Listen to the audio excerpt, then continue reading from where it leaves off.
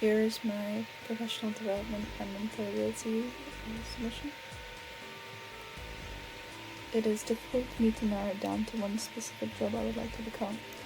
If I had to choose, it would be a junior storyboard artist, something to do with design.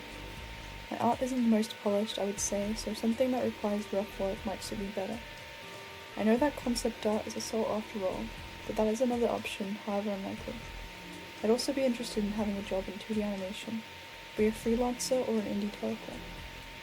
I've made storyboards before, and when I look at storyboards for cartoons, games, anything that is famous, I feel inspired. For modules where I've worked in a team as an artist, I have designed characters, garnering inspiration from media I already know. I have slight experience in 2D animation. That would definitely need to be something I work more on. Freelancer, I like the idea of being my own boss. My mum is actually her own boss as a jewelry designer. For indie developer, I'd like to make a RPG Maker game, or see if my ATP is something I would want to actually put on Steam, a game inspired by Eclipse Please. Here is a prototype for the game.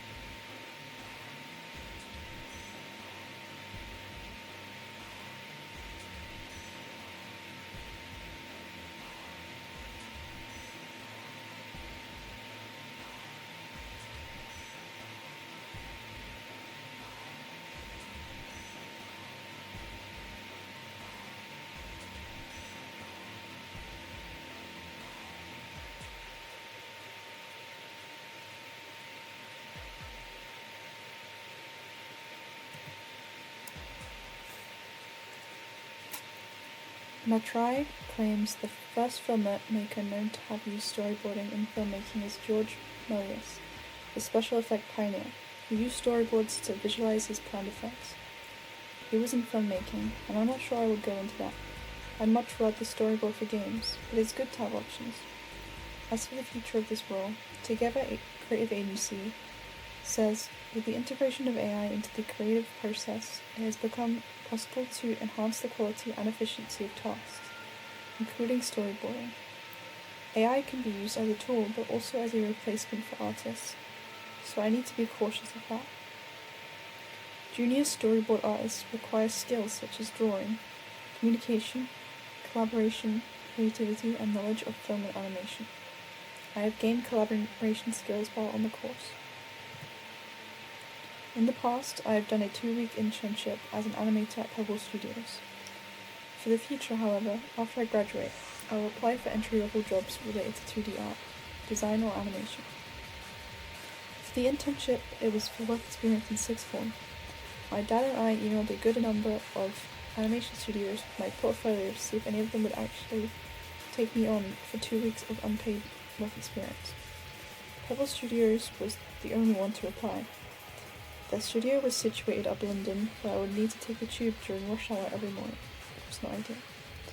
When I got there was a kind lady who sat me down and showed me a website that had different Adobe After Effects tutorials that I could follow as I had little experience in animation.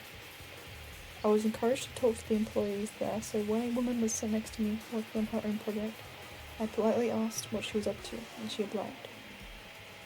A higher-up man working there asked me to design 4th of July leaflets for their event on Photoshop.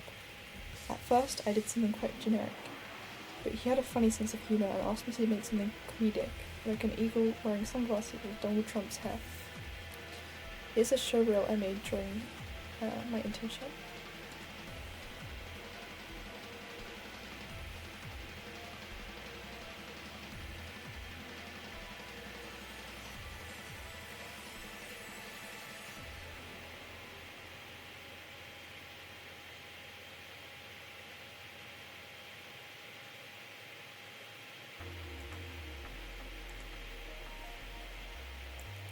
Some work that I've been producing during the course will be put on my portfolio, but I create art in my own time that will be included in it. This Tumblr is the portfolio I use to get into my course, but I'll need to update it. This painting has me in it, alongside my friend and a classmate. We were told to dress up and pose on the amphitheatre for photographs and then paint them using acrylic paint.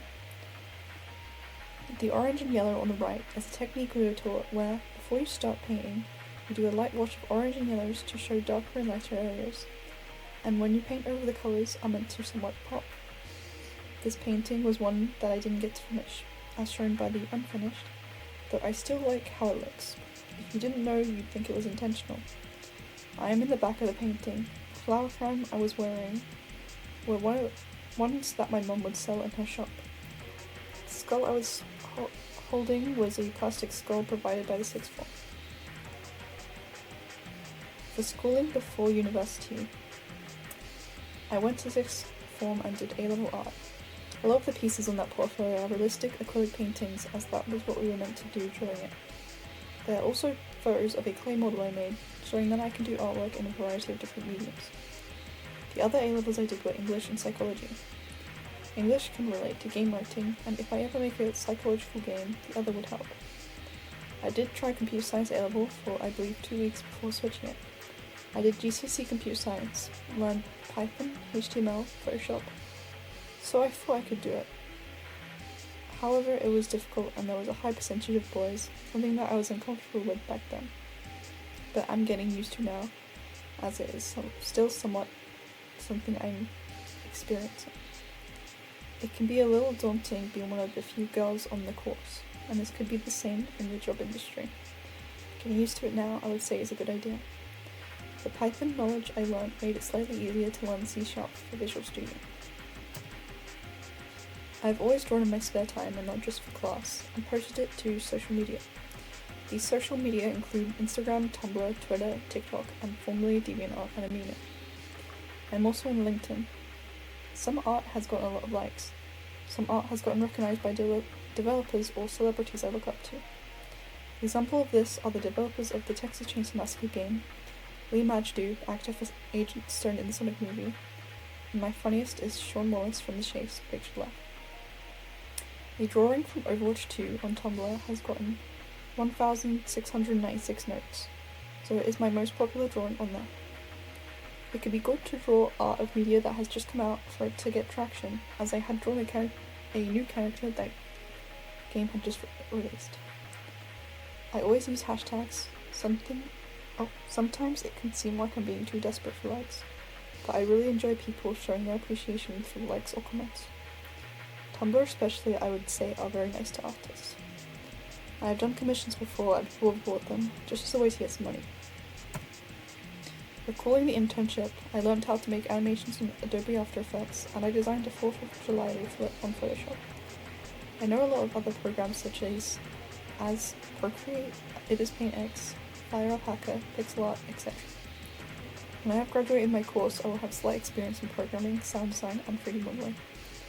The above has given me experience in Unity, Visual Studio, C#, and Maya. It can be good to be a jack of all trades, apart from someone who can just do one thing. This is debatable though, as being really good at one specialism can also be a good thing for employers. Knowing one program can help you easily learn others, as a lot of interfaces are similar to each other. I know how to put my art into Unity instead of just making the program I do it in group projects. I have taken part in game jams, particularly 4 of them so far. 2 of them held just here and 2 of them at other universities, SAE and Sussex. Sussex was quite a while away from home, but it was an interesting experience, it being only 24 hours long. I will need to work more on artwork in terms of rendering, as my digital pieces are usually quite flat. I also want to work on my pixel art, as I can draw it, but it could be better. If I find it difficult getting a 2D art job, I could work more on my 3D, as I have done 2 modules on it. I need to draw more artwork where the designs are my own, as a lot of my art is of existing media. I do have characters that are my own. Their stories are quite surface level though. I do plan on using them for an indie game in the future, as a sort of dream. When I joined the course, I wanted to make a RPG Maker game with those characters in it. I will not be doing that due to the fact that we will be using Unity, but it is something I can do after the course. Perhaps I can have a regular 9 to 5 job and then get home and do some work on an indie game. It may take a long time to finish.